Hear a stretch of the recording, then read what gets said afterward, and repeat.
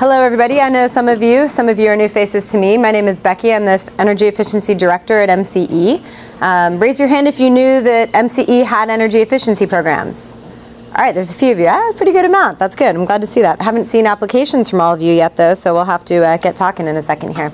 So the real purpose of the reason that we asked you all to come here today is to start to talk to us about what we should be doing for energy efficiency in 2016 and beyond. So it's really an opportunity. The CPUC, the California Public Utilities Commission, who administers the energy efficiency dollars in the state of California, is moving towards a 10-year rolling portfolio cycle, meaning instead of doing programs on a 3-year basis, they're now doing them on a much longer term basis, which provides us a real opportunity to actually shape something innovative and really provide opportunity to let it foster and grow. Before I keep going, can everybody hear me okay? Little? Okay, cool. I'll try to be a little louder, but it also, if you wanted to move forward to these front tables, please feel free to do that as well. Okay, so moving along. Many of you may be familiar with the mission statement of MCE. The whole reason I wanted to show the mission statement is to point out that energy efficiency and greenhouse gas reductions are core components of our mission statement, meaning that as an organization we've had a commitment to having energy efficiency and energy conservation from the start, even though it's actually something that cuts our revenue as an agency. So I think that's pretty important to point out. Many of you probably know how MCE works because you're here and you have identified as advocates and early people on board. But just as a quick refresher, we work in partnership with PG&E to actually deliver the electricity to you, the customer. We procure the energy on behalf of our customers, and we have a mission in doing that, in procuring energy, renewable energy, and then we work with PG&E to deliver that to your home. So you'd still receive a bill from PG&E with our charges on it. A little bit about our power sources. I think this is always something that I personally like to talk about. PG&E is on the chart here with about 19% renewable, working towards meeting their renewable portfolio standard goals. MCE is stepping in at 50% renewable with our default product, meaning everybody who's automatically enrolled in MCE receives a 50% renewable mix. Any customer has the right to opt up to MCE Deep Green for 1 cent extra per kilowatt hour and receive a 100% renewable product. And now just recently there's a new product that was launched called the MCE Soul Shares. This is a product that you can buy into where you're actually buying for a share of a solar electric facility. So it's 100% solar located within MCE service territory. It does come at a cost premium, but you also are able to point to the actual project where you're getting your energy from. So if anybody's curious about that, let me know and I can give you more information after the meeting. Also on the side here, we have a little map which shows the locations of our power sources. We have more information about how much power we're getting from each of those facilities and what type of facilities they are if you're interested in knowing that. One of the things that we get to do as a local CCA is work on local projects. Energy efficiency is one of those, but the Feedin Tariff is another thing that I'm personally very proud of, and this fulfills our commitment to try and get as much local renewable energy as possible. And what we'll do for a Feedin Tariff is actually pay a premium cost to any producer that can meet the basic requirements of the Feedin Tariff and is developing a project locally. So no single project can be bigger. I think there's a maximum 1 megawatt size per project. I think that's supposed to say 10 megawatts, but anyway, there are 1 megawatt minimum. 1 megawatt minimum, 10 megawatt cap before the prices shift into a lower cost. No, it's a 1 megawatt cap per project. Okay, I thought it was 5 megawatts per project, 1 megawatt minimum. Okay, well anyway, we'll get the details. Not my side of the shop. We'll get the details and. It says it's 1 megawatt. Okay. That's right. That's right. It's 1 megawatt. 1 megawatt. 1 megawatt cap, 10 megawatts before the cost jumps to the next bracket, which is a little lower. So get your projects in there. So what is energy efficiency? Energy efficiency is a way of managing and restraining the growth of energy consumption. Something is more energy efficient if it delivers more for the same input or the same services for less input. So let me see just quickly. Yeah, so one of the slides that we took out is the slide that shows the per capita energy usage in California relative to the rest of the country over the last 30 years. Has anybody seen that chart? You know what I'm talking about? What's significant about it? Anyone? We're flat. Flat line. The rest of the country's per capita energy usage has steadily increased over the last 30 years. This is per capita, so all the energy consumed divided by the people consuming it. California has stayed flat. Anybody have any ideas about why that is? Because it's so freaking expensive. The Rosenfeld effect, my hero, Art Rosenfeld. Yeah, the concept that we're actually implementing energy efficiency standards in building construction and energy efficiency standards in appliance usage. And on top of that, we've decoupled energy at the utility level, meaning utilities are no longer paid for the energy they sell. They're guaranteed a rate of return, and they're given incentives for doing energy efficiency. So all of those three policies are part of what's helped California stay so consistent. What's consistent among the three of those? Energy conservation. Yay! So we have 4 energy efficiency programs that I'm going to go through really quickly that we're currently offering. These are available to anyone in our service territory. If you are an MCE customer or a PG&E customer, it doesn't matter. You can still take advantage of our services. Programs are available in the small commercial sector, the multifamily sector, and the single family sector. And then we also have on-bill financing available so that you can actually get a loan to cover the cost of your upgrades and pay that back on your bill. The multifamily program we have is available. It's targeted to property owners rather than tenants, but there are incentives that we have on the table to try and get full building investment. So not just in the common metered areas, but also in the tenant units. It's a program that provides no-cost assessments to the property owner.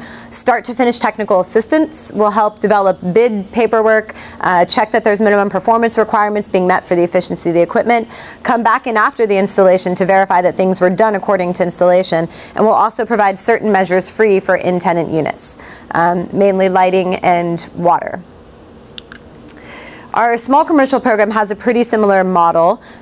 What we do here is we actually go in and provide the audits, provide an energy audit report, and in some cases can even install some of the measures on site at no cost or at a very good cost to the property owner. The other thing about our small commercial program that's pretty neat is that we have a network of qualified contractors we work with who've agreed to meet certain terms, including minimum 1-year contractor warranty, and they've agreed upon pre-negotiated pricing. So we know that we have a consistent, when we deliver the energy audit report to the customer, we have very consistent pricing with what they can expect to see in the market. And for both of those programs, in case I didn't make it clear, we have financial incentives available to help offset the cost of the project. Our single family program is a little different. We, rather than running a rebate program, are trying to help people get through PG&E's fairly complex but also fairly generous existing rebate program. Have any of you heard of the home upgrade program? All right, how about this? Energy Upgrade California? Same thing, more or less. Home Upgrade is now the new name for the Energy Upgrade California program as Energy Upgrade California expands beyond just single-family homes.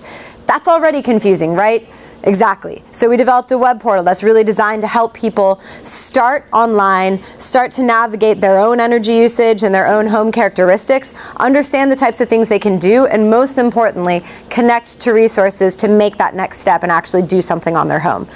We've recently partnered with Bay Area Regional Energy Network, hi Dana, and all the great work that they're doing. They have a service called the Home Upgrade Advisor, which is actually a person you can talk to who will help you understand if the home upgrade project is right for you or if something else makes more sense. And then finally, our green loan programs, which help cover the upfront costs. They're available for all sectors that we serve, so multifamily, small commercial, and single-family homeowners. Our multifamily product is available at 5% interest, our single family, but it does have a UCC1 fixture filing, so it's lightly secured. And our single family is 6.5% interest, and it's unsecured. Available to as low as 640 FICO. All right, so that is what we're doing now. That's all the programs we have available. What we thought would be interesting information to give you all before we start on the next phase of our evening, which is group discussion, is a little bit of information about energy use here in Marin. How are we using energy? Who's using it? What are the biggest end use sources, etc. So the next set of information we have is compiled partially from information we have on Marin. It's compiled partially from statewide information, and then we have some information about electric vehicles too, which I'm excited about. So electricity use by customer class. These charts start to show you the different areas. Oops, I do that every single time that I get up and give a presentation with this clicker. Okay, so Marin County, City of Richmond, unincorporated Napa County. You might not be able to see it, so I'll call it out for you. This light green area is the residential component. This darker gray area is the small and medium business, and then this light gray area is large commercial and industrial. There's a little bit of street lights, the small light green sliver, and a little bit of agriculture, which is this brown or rust colored. So right off the bat, since we're focusing on Marin tonight, we can look at that and talk about that usage. Residential is by and large the majority of energy usage that we have here in Marin, followed closely by small and medium commercial.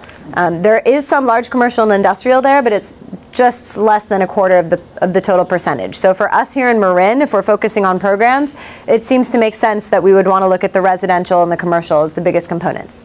Again, these are energy use, so kilowatt hour and therm usage. Natural gas and electricity usage in Marin service territory does not include transportation or waste factors.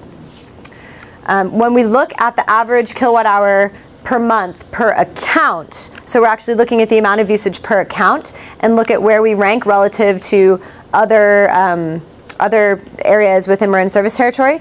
So this is now the residential. This is small and medium, this is agriculture, and this is streetlights. And in each of these, Marin is the light green one. So what's most striking about this graph to me is that agriculture per account usage is really high in Marin relative to the other jurisdictions. So that's something we need to dig into a little bit. And all of this information should also be in the PowerPoints in front of you. If there's something you see that's interesting and you want to look at it closer, feel free to look there. So this is a summary of the Residential Energy Consumption Survey. This is statewide information that's gathered when they conduct the census. And this tells us a little bit about the homes in California and the energy use within those homes. So the first one, is there a car parked within 20 feet of an electrical outlet? Is there a programmable thermostat? Do people have double or triple pane windows? Do they have a separate freezer? They have one or more refrigerators, 1 or 0, I guess, so 1 or less refrigerators. Light green is yes, dark green is no. So that's just a little information about where energy is being used in our homes. Consumption by end use in California, I think, is also really important.